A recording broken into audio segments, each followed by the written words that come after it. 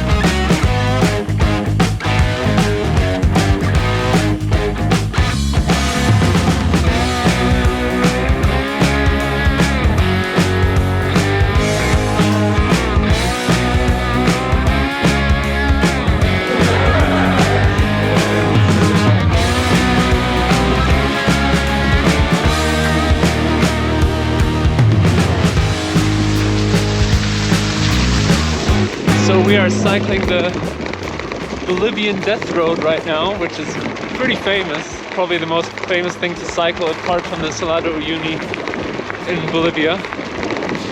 And it's pretty cool. It's very similar to the Colombian Death Road, going down from like 4,700 to like 1,000. So from the high altitude plains to the jungle. But it's like 60 kilometers long. It's pretty cool. The scenery is definitely really awesome, and we've rented some mountain bikes, which is the reason we're going so fast. So we don't destroy our bikes, and so it's a bit more fun. We don't have to worry about breaking our bikes.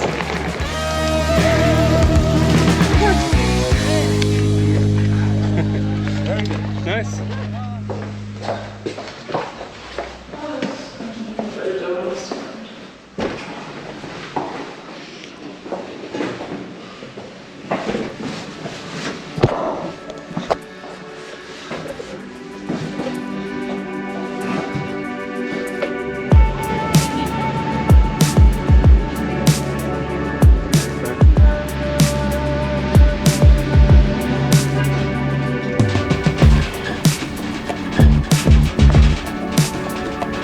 So this is it. We are taking the teleférico out of La Paz after almost 3.5 weeks here now in our apartment in La Paz. We are cycling south through Bolivia to the Salar de Uyuni, and then the largest salt flat in the world. And then we'll see how we get on from there, how the weather is, because the rainy season is well on the way here, let's put it that way. But yeah, this is definitely the better way to get out of the city than cycling up almost 1,000 meters or something just to get out of the city.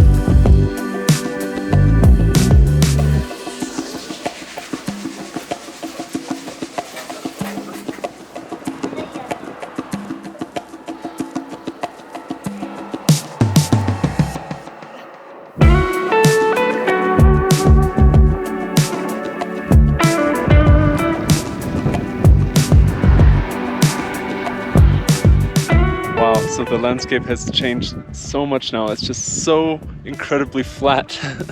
Kind of on our way to the Salar de Uyuni now, and you can kind of already see how it's going to evolve into a salt flat. But you can also see white patches along the road already, lots of salt. It's pretty crazy. So you can really see everything flimmering from the heat in the distance, because it's just like a mirror. It's really incredible.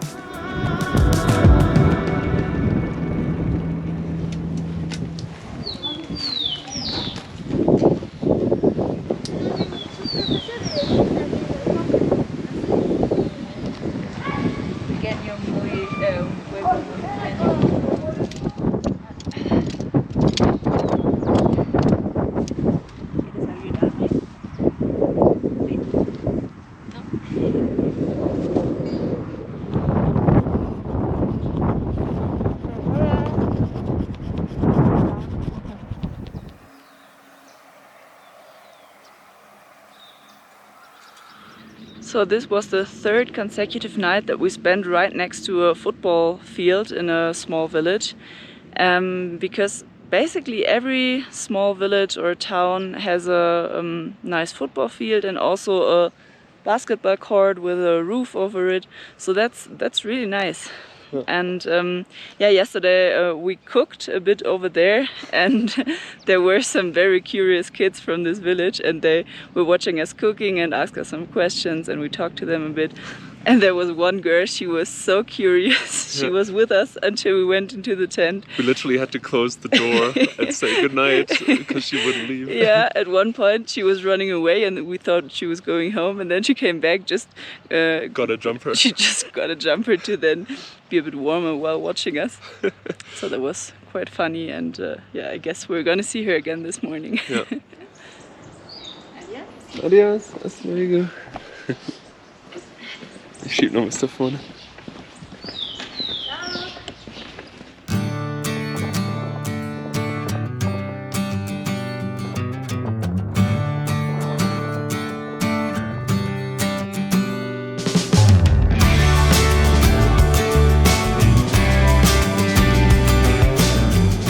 Alright, so today is the 6th consecutive day of cycling after leaving La Paz. We've done around 450 kilometers now, mainly on the Highway 1, but also now a bit around 80 kilometers on Highway 603. And this Highway 603 is going to bring us to the north of the Salar de Uyuni, which we will be cycling in the next days. So very exciting.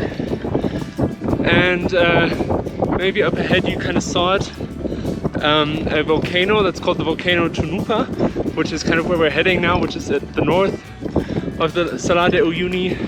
And then we're gonna spend probably around 2 days cycling 130 kilometers straight through the Salar to Uyuni, which is in the east. So yeah, really exciting.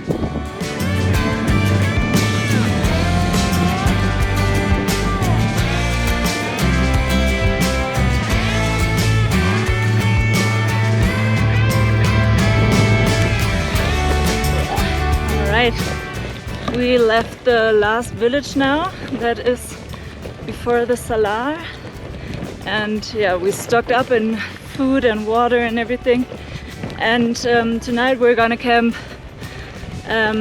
still before the Salar, and then we're gonna start early tomorrow and yeah, cycle a part tomorrow and then the other part the other day, and yeah, meaning tomorrow we will camp on the Salar.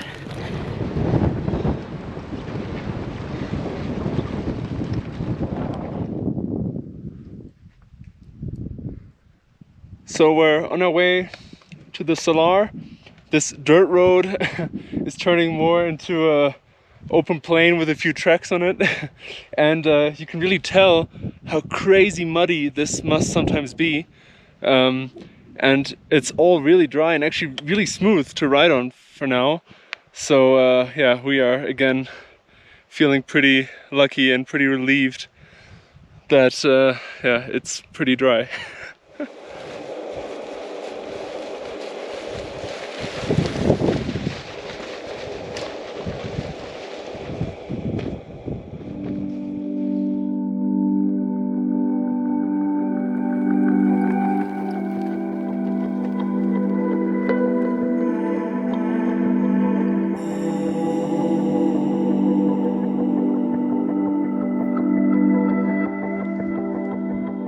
Right, this is it.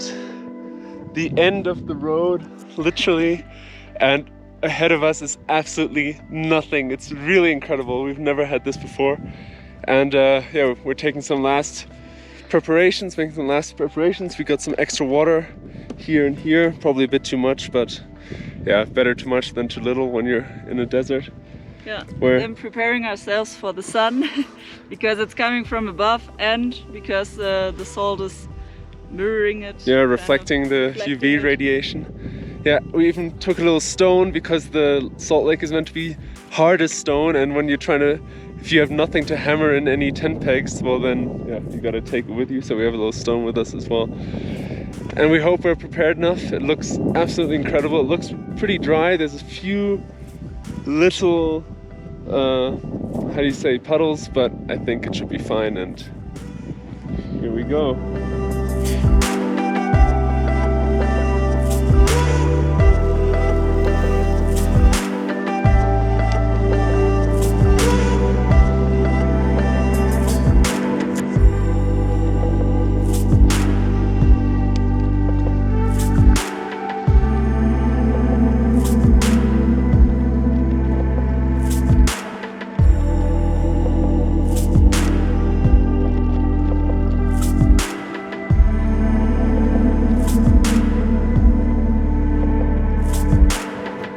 This really is insane. The Salar is so massive. You've really never seen anything like that. And yeah, the scale is just so big, and you don't have any reference of how big it is and of where you're going, except for some landmarks very far in the distance.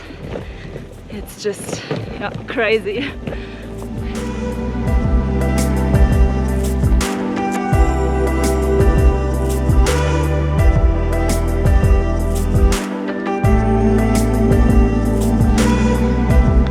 Oh, this really hurts the soul. Just seeing how much salt, like even though it's pretty dry, it's still like a salt slush that's just being sprayed everywhere.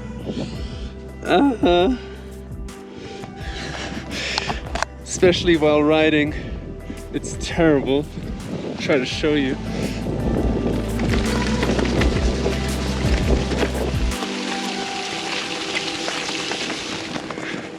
What the hell? Our poor bikes.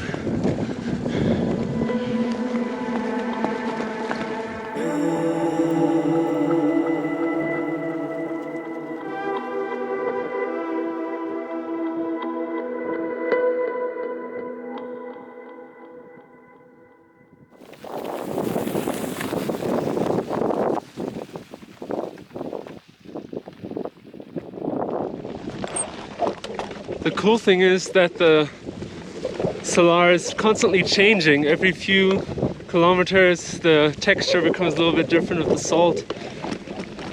Now luckily it's a little bit better, a little bit smoother again, so we're able to go a little bit faster. It's so incredible.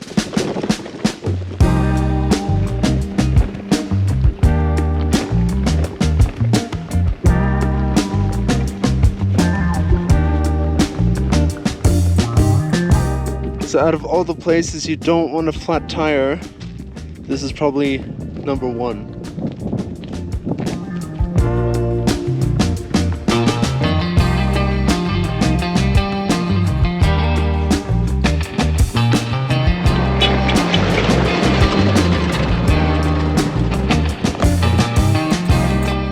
That's the first car we've seen today at 4 p.m.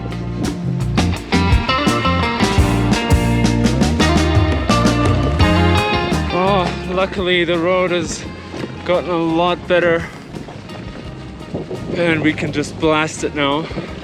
It's 5 p.m. now, so we're gonna be stopping pretty soon, setting up tent somewhere, but hard to choose where. Too much choice. And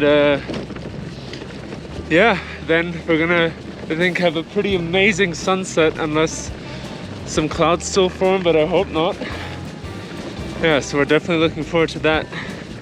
But before we set up camp today, there's one more thing we have to do. There's this tradition when you're cycling across the Salar de Uyuni, is you have to cycle at least a portion of it butt naked. So yeah.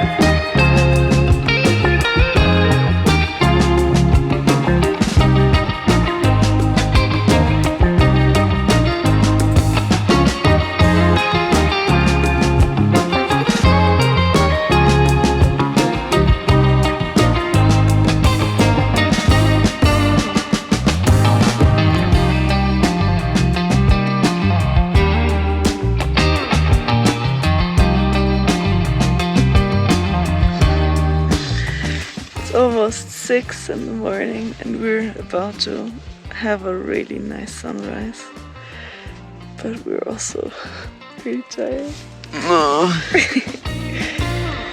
Yep.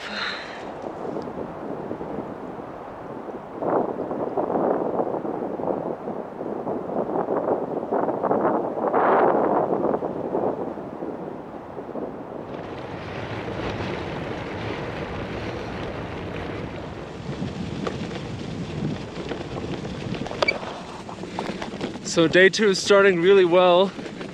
We somehow made it onto this intersalar highway or something like that, because it's really wide, really smooth, and we can just smash some kilometers. So yeah, it's really nice. There are a few potholes which you kind of have to watch out for, but that's about it.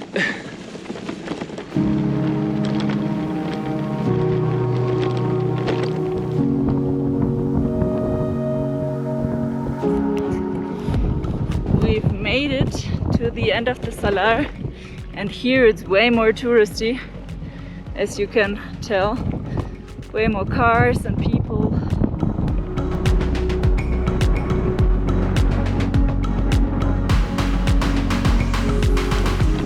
Well, that's it. We made it across the Salar, and now comes like an armada of cars because it's so touristy here.